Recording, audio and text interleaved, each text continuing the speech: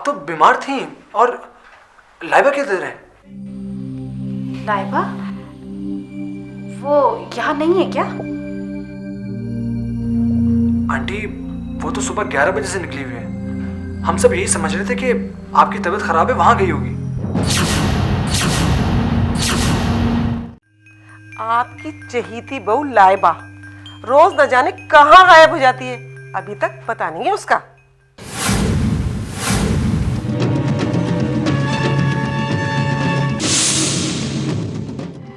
अब मुझे भी पहली इंस्टॉलमेंट के लिए केस रजिस्टर कर देना चाहिए, because now everything is in my hand. आखिर रुहेल की इतनी दौलत पर थोड़ा सा हक मेरा भी तो हो।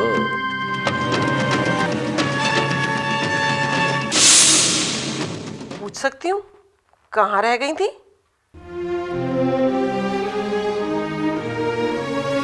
मम्मी आप तो इस तरह बोल रही हैं जैसे लाइबा कहीं पर गुम हो गई हो। अपनी अम्मी के घर पे गई थी, वो वहां नहीं थी तो अपनी सहेली के घर पे चली गई। कमाल है भाभी, आप मुझे भी नहीं पहचानती, पर मैं तो आपके बेटे को भी पहचानता हूँ।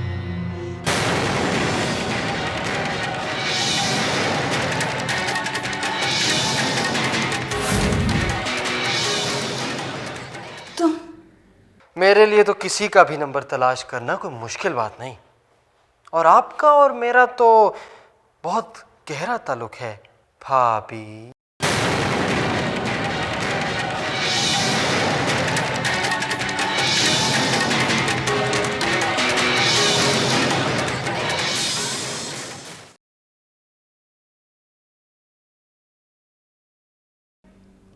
यकीनन ये सीमाप था। क्या चाहता है मुझसे? इनफ लाइबा।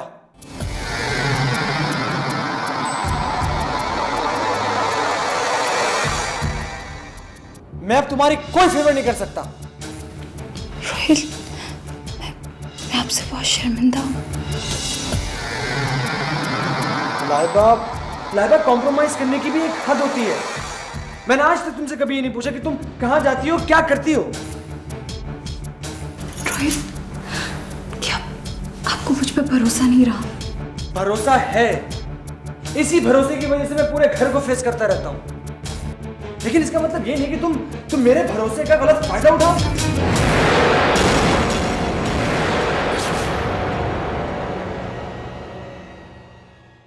रोहिल,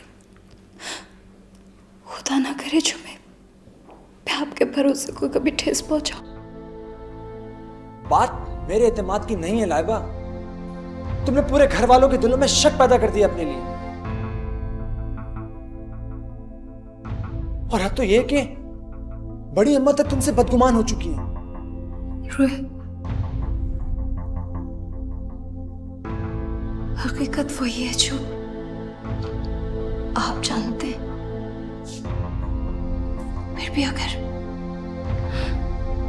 सब मेरे अम्मी के यहाँ जाने पे बदगुमान है तो मैं इस बदगुमानी को दूर करने की पूरी कोशिश करूंगी।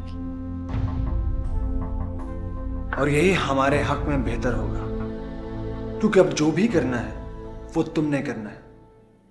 मैं अब मजीद तुम्हारी हिमायत बिल्कुल नहीं कर सकता, समझी?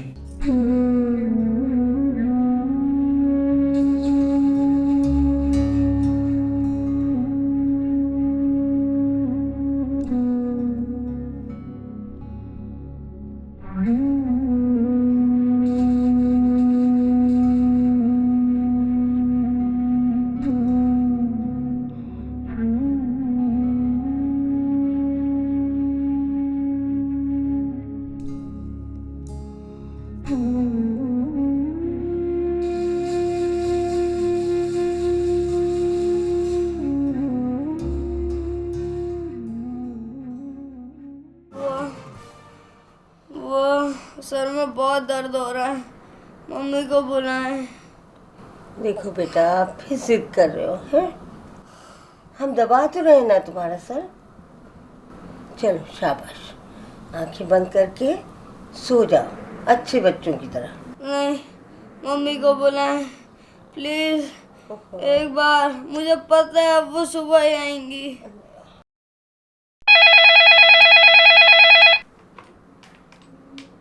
Hello hello. बुआ, लाइबा बात कर रही हूँ। अब कैसा है खुर्रम? वो तो ठीक है बेटा, तुम बताओ कोई मसला तो नहीं हुआ ना? होते होते रह गया बुआ। कल पता नहीं क्या हो जाएगा। इस वक्त भी मैं बहुत मुश्किल से फ़ोन कर रही हूँ। शायद 2-4 दिन तक और ना आ सकूँ। आप प्लीज़ खुर्रम का ख्याल रखिएगा और उस आदमी से मोहतात रहिएगा। आज मेरे पास भी उसका फ़ोन आया था। अल्लाह खैर, ये सारी मुसीबतें एक साथ ही आनी थी तुम पर। क्या कह रहा था? कुछ नहीं बुआ, अभी तो वो मुझे खुर्रम के हवाले से डरा रहा है। आगे क्या चाहता है कुछ कह नहीं सकती। कैसी मंझधार में फंस गई हो बिटिया। ना तो पुलिस में रिपोर्ट कर सकती हो और ना रोहेल मियाँ को बता सकती हो। अल्लाह हिफाजत करने वाला है बुआ।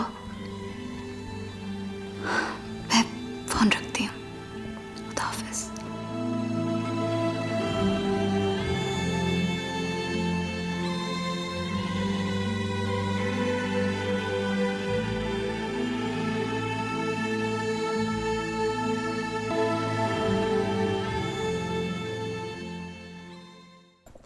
अरे तुम्हें क्या बताऊं फरजीन, क्या ड्रामा हुआ है घर में। सारा घर, हत्ता कि बड़ी अम्मा भी कुछ कुछ लाइबा के खिलाफ थी। हालात तो खुद ब खुद हमारे फेवर में हो रहे। वेरी गुड आपा। जितनी स्टोरी तुमने मुझे सुनाई है उससे तो साफ जाहिर है कोई ना कोई चक्कर तो जरूर है। यकीनन, और लाइबा इस चक्कर में इतनी बुरी तरह फंसी है कि उसके पास निकलने का रास्ता भी नहीं है। आपा ये तो बताओ, तुमने वो काम कर तो दिया है ना? कौन सा, वो गुड़िया वाला? हाँ हाँ वही। कहाँ छुपाया उसे? खाला अम्मी के पैड के नीचे। अगर तुम कहो तो बता दूँ उन्हें। अरे नहीं नहीं आपा, इस तरह तो खाला अम्मी को भी तुम पे शक हो सकता है। बस तुम मेरा एक काम करना, मैं तुम्हें एक बाबा का पता दूंगी, तुम खाला अम्मी को उनके पास ले जाना। उसके बाद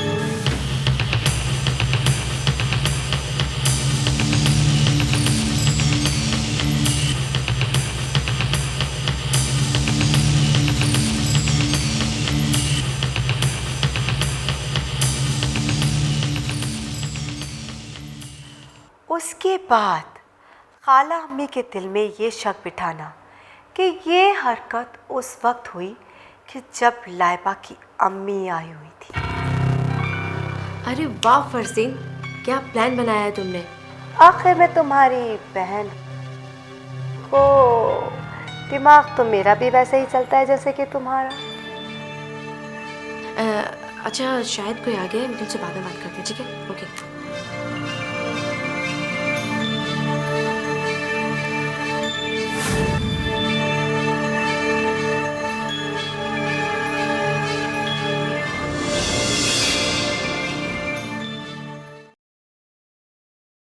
सर हम जो यूनिट लगा रहे हैं वहाँ 24 घंटे 3 शिफ्टों में काम करना होगा और इसलिए ये मशीनरी हमारे लिए मुनासिब नहीं रहेगी। सर मेरे पॉइंट ऑफ व्यू से ये मशीनरी ज़्यादा बेहतर रहेगी और थोड़े से ज़्यादा पैसे खर्च होने से एक अच्छी चीज़ मिल जाएगी और आप स्विट्ज़रलैंड जाने की टेंशन से भी बच जाएंगे। उसकी फिक्र आप मत करें आबिद साहब।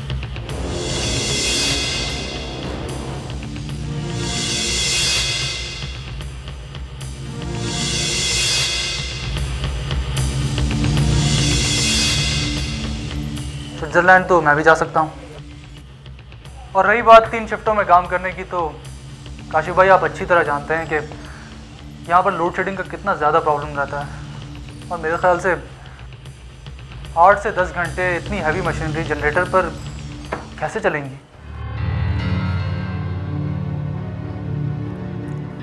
आबिद साहब एक काम कीजिएगा, आप दोनों की कोटेशन ले लें, फिर हम साथ जाके देख लेंगे, जो भी सूटेबल हुआ वो फाइनल कर लेंगे। Thank you sir.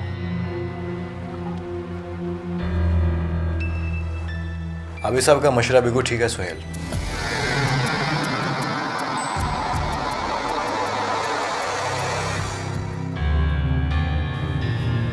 तुम्हें याद है ये वही यूनिट है जो बाबा ने 8 साल पहले इंग्लैंड में लगाया था। तुम्हें तो लुक आफ्टर करते थे उसे। याद है जब ये यूनिट वाइंड अप कर रहे थे तो मैंने कितना मना किया था इस मशीनरी को बेचने से।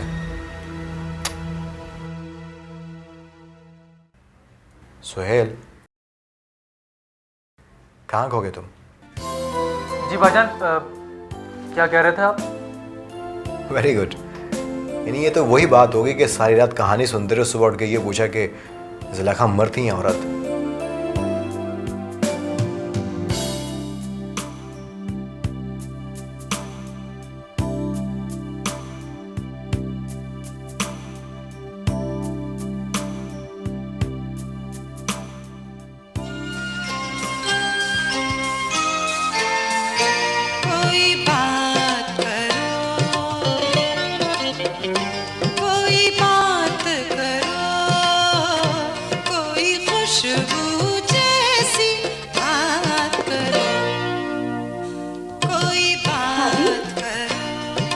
क्या सैड गजलें सुन रही हैं? क्यों, तुम्हें नहीं पसंद? पसंद है लेकिन कुछ कुछ। अच्छा हाँ, बड़ी अम्मा आपको नीचे बुला रही हैं। ठीक है, तुम अपनी पसंद के गाने सुनो, मैं उनसे मिल के आती। ठीक है।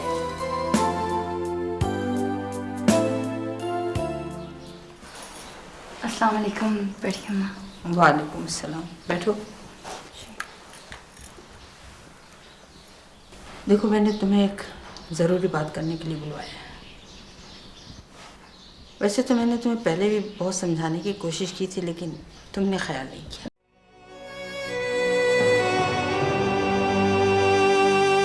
जी, मैं शर्मिंदा हूँ।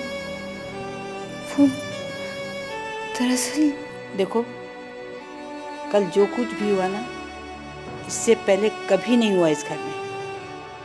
जब घर के मसले झगड़े बनकर दीवार पार कर लेते हैं ना, तो बाहर के दुश्मनों को नकाब लगाने का मौका मिल जाता है। समझ रही हो मैं क्या कह रही हूँ? जी जी बड़ी अम्मा।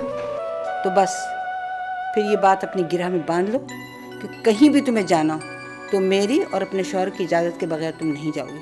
हमसे इजाज़त लेके जाना, समझी?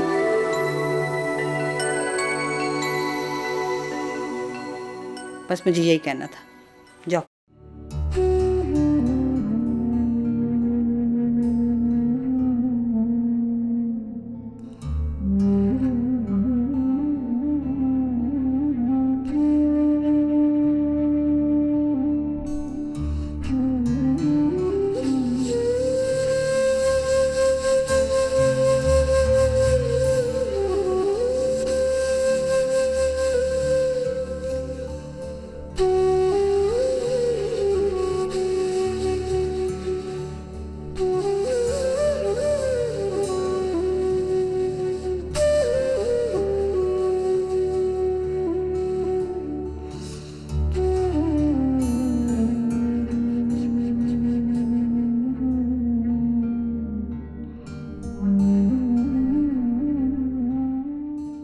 आखिर क्या दिया है आपने मुझे आज तक? कैसे मर्द हैं आप?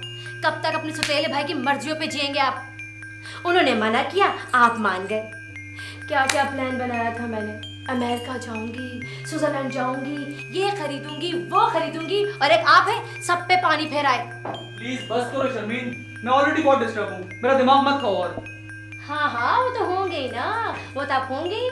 आपके बड़े भाई ने जो आपको अपनी डुगडुगी पे नचा रखा है। एक लाइबा मस्त रहती है, जब कभी जाना हो चली जाती है, उसे कोई नहीं पूछता। तो तुम भी रहो मस्त, घूमो फिरो आओ जाओ, तुम्हें कौन रोक रहा है? पर तुम्हें क्या, तुम्हें अपने से ज्यादा लाइबा की फिक्र रहती है। बस बस, ज्यादा बोले नहीं आप, अब ऐसी बात भी नहीं है। एक बात कान खोल के सुन लें आप, आज मैं खाला अम्मी से बात करूंगी स्विट्जरलैंड जाने की। हाँ ये भी करके देख लो, लेकिन कोई फायदा नहीं होने वाला। अगर गया भी तो मैं खुद अकेले ही जाऊंगा। क्यों भाई क्यों? ये बिजनेस ट्रिप है, कोई हनीमून नहीं। सारे मर्द एक जैसे ही होते हैं।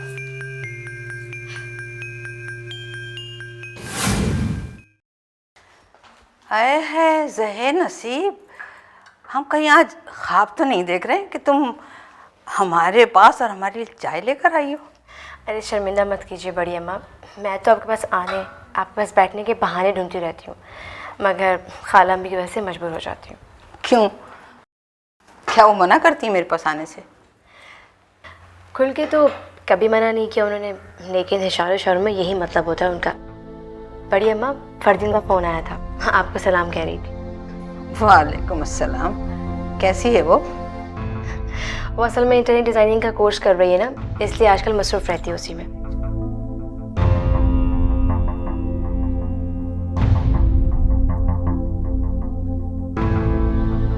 बड़ी अम्मा, आपसे एक बात कहनी थी। हाँ हाँ कहो।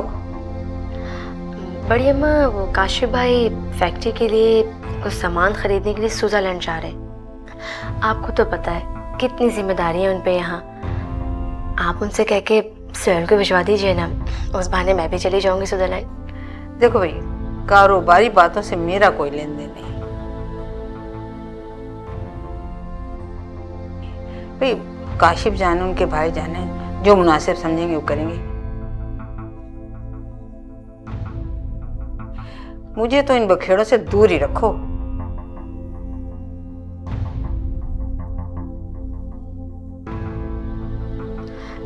अच्छा बड़ी अम्मा, मैं चलती हूँ, माँ से आ गई होगी, मुझे कपड़े धुलवाने हैं। ठीक है जाओ।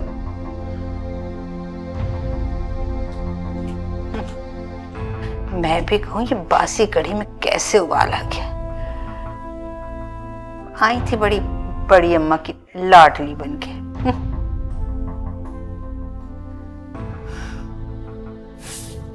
कहाँ रख दी चाबियां?